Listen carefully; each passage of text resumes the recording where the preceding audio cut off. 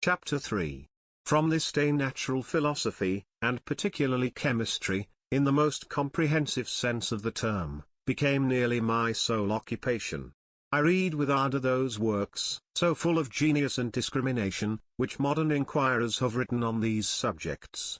I attended the lectures, and cultivated the acquaintance, of the men of science of the university, and I found even in M. Krempe a great deal of sound sense and real information, combined, it is true, with a repulsive physiognomy and manners, but not on that account the less valuable.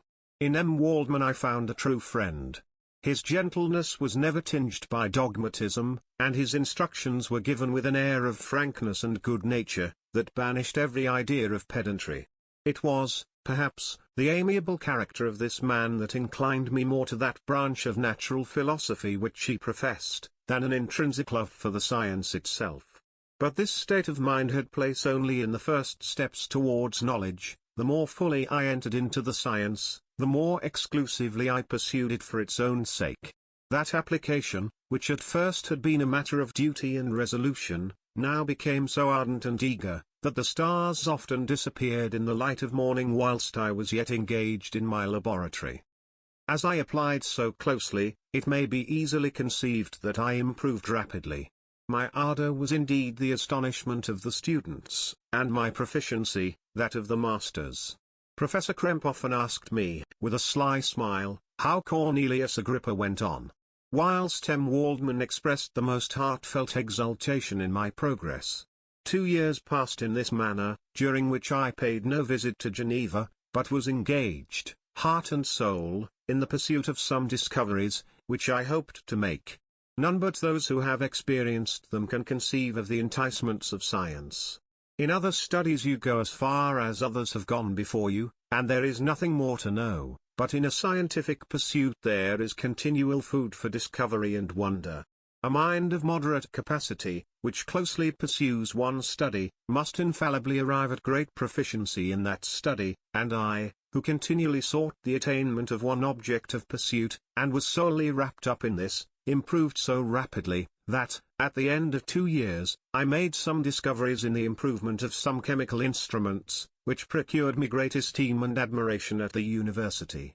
When I had arrived at this point, and had become as well acquainted with the theory and practice of natural philosophy as depended on the lessons of any of the professors at Ingolstadt, my residence there being no longer conducive to my improvements, I thought of returning to my friends and my native town, when an incident happened that protracted my stay. One of the phenomena which had peculiarly attracted my attention was the structure of the human frame, and, indeed, any animal endued with life. Whence, I often asked myself, did the principle of life proceed? It was a bold question, and one which has ever been considered as a mystery, yet with how many things are we upon the brink of becoming acquainted, if cowardice or carelessness did not restrain our inquiries. I revolved these circumstances in my mind, and determined thenceforth to apply myself more particularly to those branches of natural philosophy which relate to physiology. Unless I had been animated by an almost supernatural enthusiasm, my application to this study would have been irksome, and almost intolerable. To examine the causes of life, we must first have recourse to death.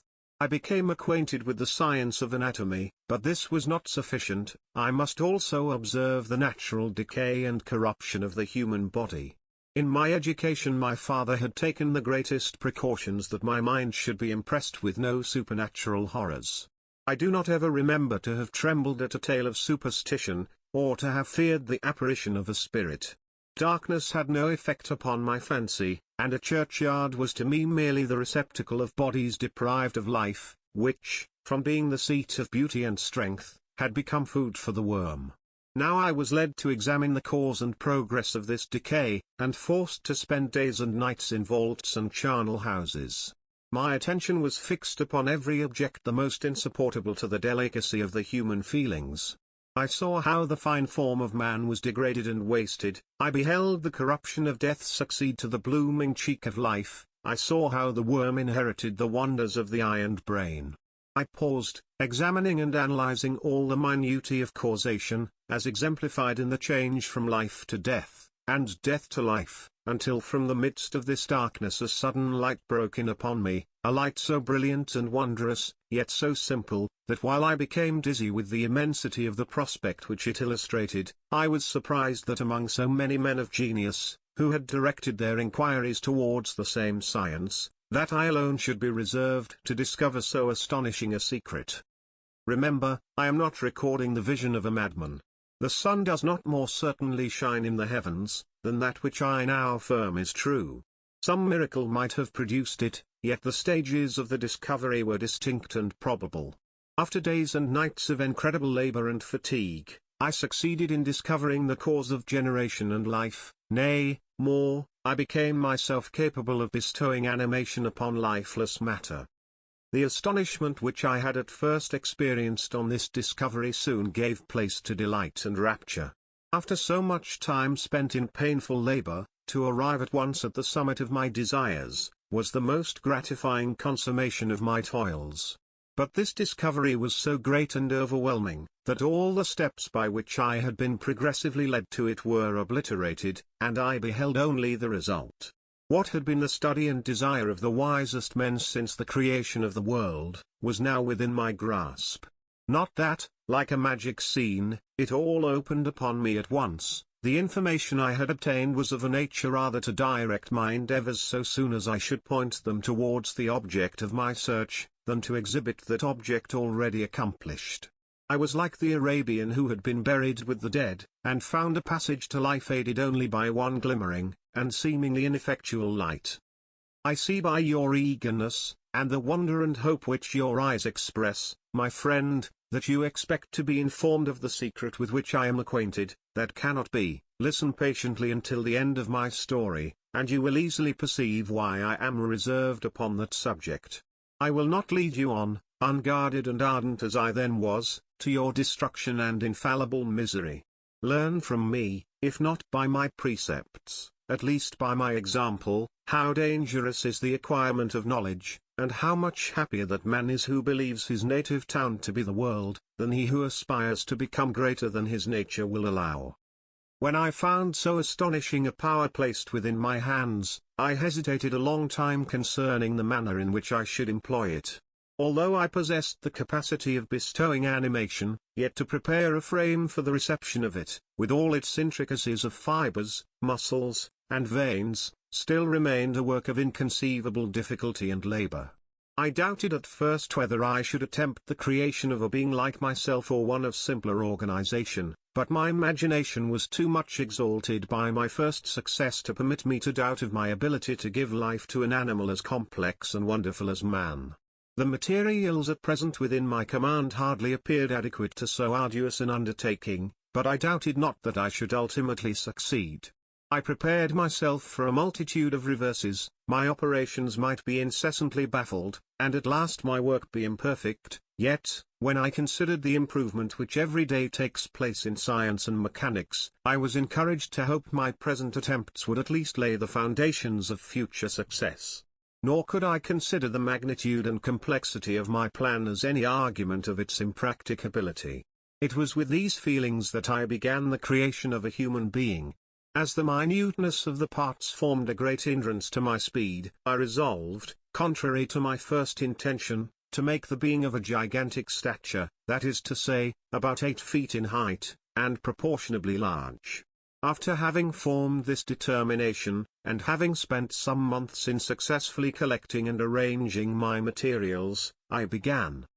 No one can conceive the variety of feelings which bore me onwards, like a hurricane, in the first enthusiasm of success. Life and death appeared to me ideal bounds, which I should first break through, and pour a torrent of light into our dark world. A new species would bless me as its creator and source, many happy and excellent natures would owe their being to me. No father could claim the gratitude of his child so completely as I should deserve theirs. Pursuing these reflections, I thought, that if I could bestow animation upon lifeless matter, I might in process of time, although I now found it impossible, renew life where death had apparently devoted the body to corruption. These thoughts supported my spirits, while I pursued my undertaking with unremitting ardor. My cheek had grown pale with study, and my person had become emaciated with confinement. Sometimes, on the very brink of certainty, I failed, yet still I clung to the hope which the next day or the next hour might realize.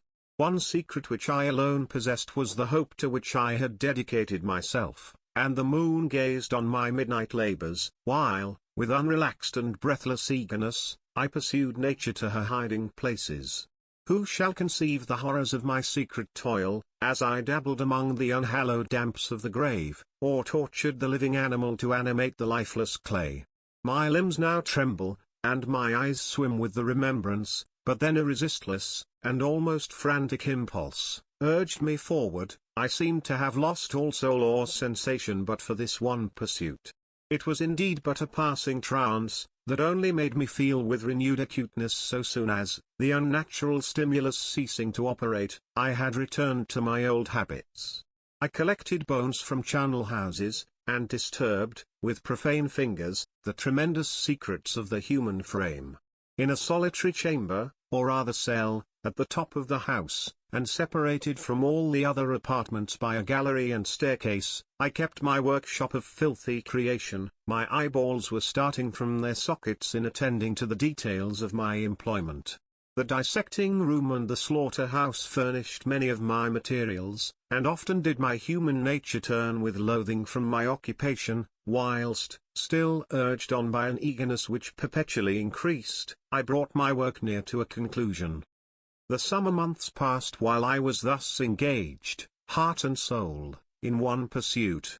It was a most beautiful season. Never did the fields bestow a more plentiful harvest, or the vines yield a more luxuriant vintage, but my eyes were insensible to the charms of nature.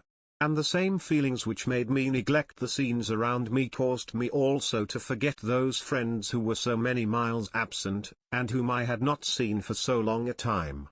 I knew my silence disquieted them, and I well remembered the words of my father. I know that while you are pleased with yourself, you will think of us with affection, and we shall hear regularly from you. You must pardon me, if I regard any interruption in your correspondence as a proof that your other duties are equally neglected. I knew well therefore what would be my father's feelings, but I could not tear my thoughts from my employment, loathsome in itself, but which had taken an irresistible hold of my imagination. I wished, as it were, to procrastinate all that related to my feelings of affection until the great object, which swallowed up every habit of my nature, should be completed. I then thought that my father would be unjust if he ascribed my neglect to vice, or faultiness on my part, but I am now convinced that he was justified in conceiving that I should not be altogether free from blame. A human being in perfection ought always to preserve a calm and peaceful mind, and never to allow passion or a transitory desire to disturb his tranquillity. I do not think that the pursuit of knowledge is an exception to this rule. If the study to which you apply yourself has a tendency to weaken your affections, and to destroy your taste for those simple pleasures in which no alloy can possibly mix, then that study is certainly unlawful, that is to say, not befitting the human mind. If this rule were always observed, if no man allowed any pursuit whatsoever to interfere with the tranquillity of his domestic affections, Greece had not been enslaved, Caesar would have spared his country, America would have been discovered more gradually, and the empires of Mexico and Peru had not been destroyed. But I forget that I am moralizing in the most interesting part of my tale, and your looks remind me to proceed. My father made no reproach in his letters, and only took notice of my silence by inquiring into my occupations more particularly than before. Winter, spring, and summer passed away during my labors, but I did not watch the blossom or the expanding leaves, sights which before always yielded me supreme delight, so deeply was I engrossed in my occupation. The leaves of that year had withered before my work drew near to a close, and now every day showed me more plainly how well I had succeeded. But my enthusiasm was checked by my anxiety, and I appeared rather like one doomed by slavery to toil in the mines, or any other unwholesome trade, than an artist occupied by his favorite employment. Every night I was oppressed by a slow fever, and I became nervous to a most painful degree, a disease that I regretted the more because I had hitherto enjoyed most excellent health, and had always boasted of the firmness of my nerves. But I believed that exercise and amusement would soon drive away such symptoms, and I promised myself both of these, when my creation should be complete.